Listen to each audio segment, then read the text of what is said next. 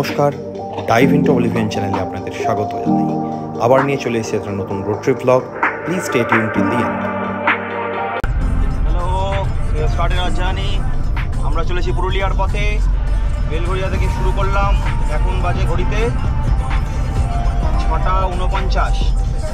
যে কোনো রোড ট্রিপের গোল্ডেন রুল হলো start early and cover as much as possible in the early hours. প্রথমেই ধরে নিলাম নিবেদিতা টোলওয়ে ব্রিজ, তারপরে এগিয়ে যেতে থাকলাম ডানকুনির দিকে।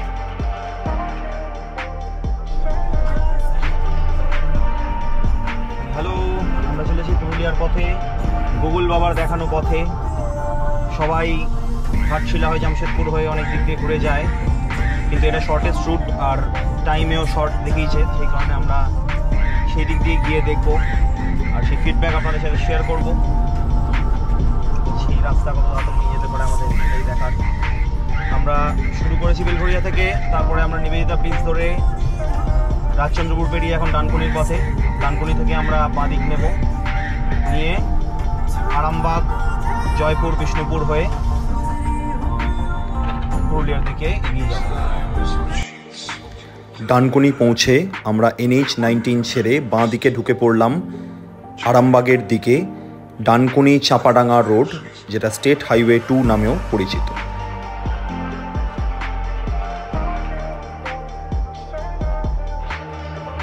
আর্লি শুরু করার জন্য রাস্তা ছিল বেশ খালি, কিন্তু সকাল 7:30 বেজে যাওয়ার পরেও এই রাস্তাতে ছিল ব্যাপক কুয়াশা।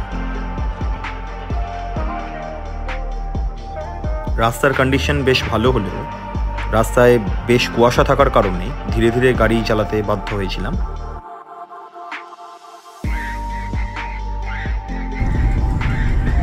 কোথায় কোথায় বেরিয়েছি আমাদের দেখতে হবে। আমরা এখন রাস্তায় চোখ রাখছি, কারণ রাস্তার অবস্থাটা দেখুন, দেখুন রাস্তার অবস্থা।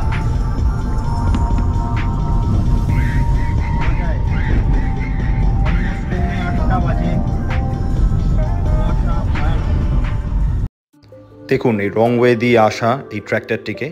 তো এই রাস্তায় চলার ক্ষেত্রে এইটা একটা খুব ইম্পর্ট্যান্ট থিং। এই রাস্তায় অতিরিক্ত সতর্কতা অবলম্বন করতে হবে, কারণ এই পুরো স্ট্রেচটাতেই প্রচুর গাড়ি, লোকাল গাড়ি এবং লোকাল এরকম ট্র্যাক্টার্স, ভ্যানো, তারা এরকম রং ওয়ে দিয়ে ধেয়ে আসতে পারে। তো গাড়ির স্পিড নিয়ন্ত্রণে রেখে চালানো জরুরি।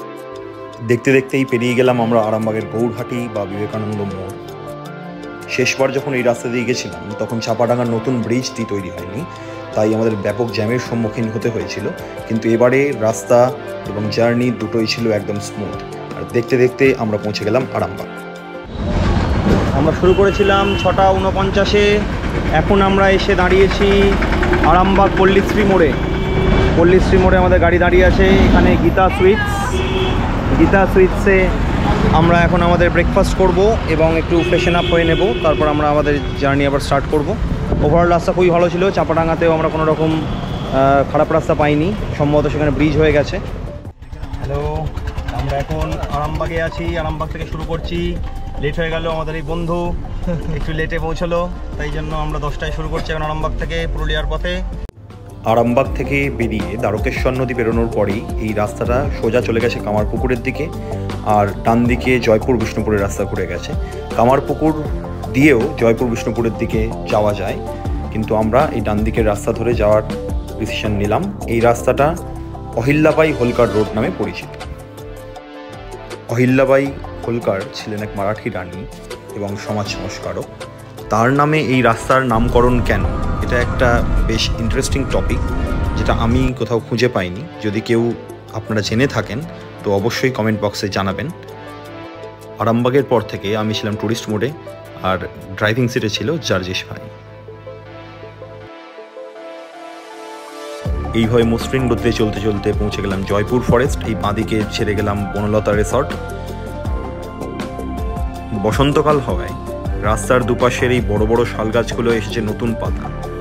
সেইগুলোর এক অপার সৌন্দর্য আমাদেরকে নিমেষেই মুগ্ধ করেছিল।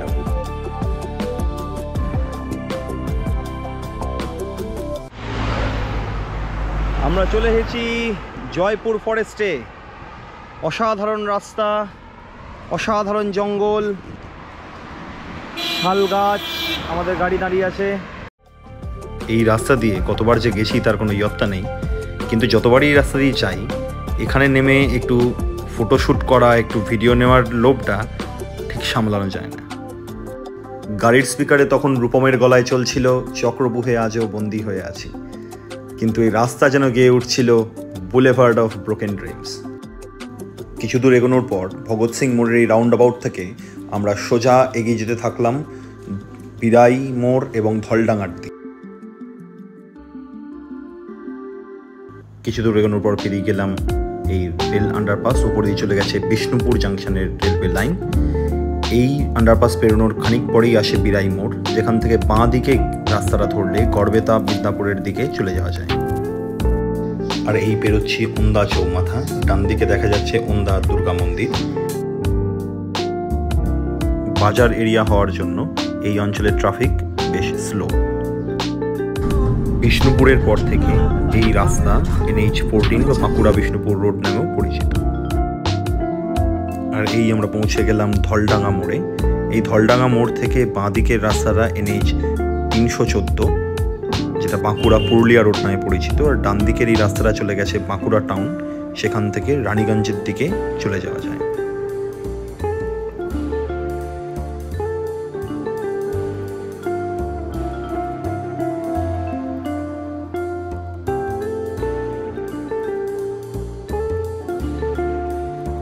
এই রাস্তায় উঠেই সাইনবোর্ডে পুরুলিয়ার দূরত্ব কমে আসতে দেখে যার পুরোনায় উচ্ছ্বসিত হয়েছিলাম।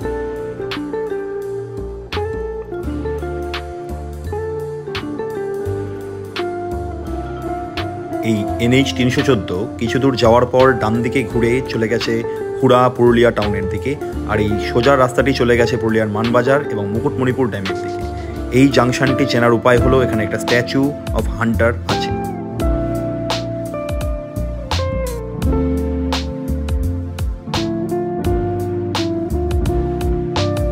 এই বাঁকটা নেওয়ার পরই বেশ পুরুলিয়া ফিল পাওয়া যায় রাস্তায়।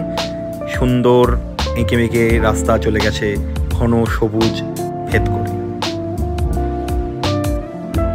কিছু দূর পার করার পর আমরা বেরিয়ে গেলাম কালাপাথর টোল প্লাজা। এই গোটা রাস্তায় আমাদের only second toll plaza after Nivedita bridge. Ghatshila হয়ে ঘুরে পুরুলিয়া ঢোকার রাস্তা বেশ মসৃণ হলেও সেই রাস্তায় টোল ট্যাক্সের জন্য খরচা করতে হয় অনেক বেশি। এরকম ড্রাইভার্স প্যারাডাইস রোড, আর তার সাথে সময় এবং পকেট দুটোরই সাশ্রয়। মনে মনে গুগল বাবাকে বাহবা দিতে এগিয়ে চললাম পুরুলিয়ার দিকে। আমরা চলেছি পুরুলিয়ার পথে। এখন আমরা বাঁকুড়া পুরুলিয়া রোডের উপর ভগবানপুর পেরোচ্ছি। খানিকক্ষণ বাদে আমরা পৌঁছে গেলাম পুরুলিয়ার ছোট টাউন হুড়া।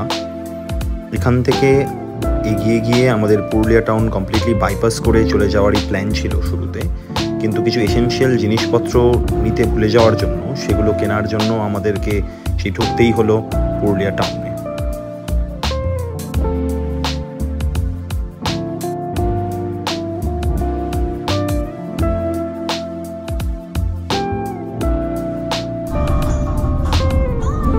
আমরা 5.5 ঘন্টাতে পৌঁছে গেছি পুরুলিয়া।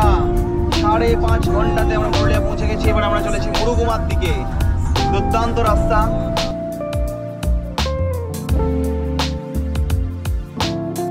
এসেনশিয়াল জিনিস কেনার জন্য পুরুলিয়া টাউনের মার্কেট রোডে গাড়ি ঢোকাতেই পড়েছিলাম এক মহাফ্যাসাদে। রাস্তায় ট্রাফিকের জন্য ছিল এক ব্যাপক জ্যাম, সেখানে অনেকটা সময় নষ্ট হয়ে যায়। যাই হোক, এরপর আমরা বাঘমন্ডি পুরুলিয়া রোড ধরে গন্তব্যের দিকে এগিয়ে যেতে থাকলাম। আর এই দূরে দেখা যাচ্ছে অযোধ্যা পাহাড়ের সিলুয়েট। কংসাবতী নদী পেরিয়ে টামনা মোড় পৌঁছে ডান দিকে অযোধ্যা রোড বা মুরুগুমা রোড ধরে নিয়ে এগিয়ে যেতে থাকলাম মুরুগুমা ড্যামের দিকে।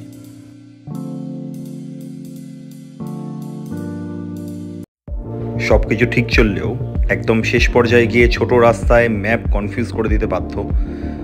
তো আমরাও রাস্তা অলমোস্ট হারিয়ে ফেলেছিলাম। তারপর লোকাল কিছু লোকজনের থেকে জেনে নিয়ে এই গ্রামের রাস্তা দিয়ে ধীরে ধীরে এগিয়ে যেতে থাকলাম মুরুগুমা ড্যামের দিকে। প্রবাবলি এইটা অ্যাকচুয়াল রুট নয়, কিন্তু তখন আমরা যে জায়গায় পৌঁছে গেছিলাম সেখান থেকে ড্যাম পৌঁছানোর জন্য এই রাস্তাটা ধরাটা বাধ্যতামূলক হয়ে পড়েছিল। কিন্তু এই রাস্তায় যাওয়ার একটা সুন্দর এক্সপিরিয়েন্স হলো, যেখানে সুন্দর এই দুদিকে হলুদ হয়ে থাকা সর্ষে ক্ষেতের মধ্যে দিয়ে গাড়ি চালানোর এক্সপিরিয়েন্স করা গেছিল। রাস্তাটি যদিও শুধুমাত্র একটি গাড়ি যাওয়ার মতোই চওড়া, তো উল্টো দিক থেকে কোনো গাড়ি আসলে যে কি হতো সেটা ভেবে আমাদের বেশ ভয়ই লাগছিল।